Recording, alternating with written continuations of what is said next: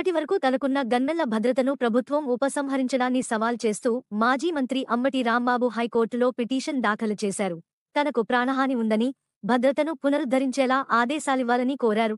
DGP, Palnadu ఎస్పీలకు వినతిపత్రాలు సమర్పించినా పట్టించుకోలేదని తెలిపారు. దీనికి కౌంటర్ దాఖలు చేస్తామని ప్రభుత్వ న్యాయవాది చెప్పడంతో న్యాయమూర్తి తదుపరి విచారణను ఈ నెల 10కి వాయిదా వేశారు. వైసీపీకి ఓటేసిన వారిపై దాడులకు పాల్పడుతున్నారన్న జగన్ ఆరోపణలపై టీడీపీ మండిపడింది. జగన్ మాటలకు బాబాయ్ వివేకానందరెడ్డి ఉలిక్కిపడ్డాడు. గొడ్డలివేట్ల గాయాలు ఒకసారి తడిమి చూసుకున్నాడు.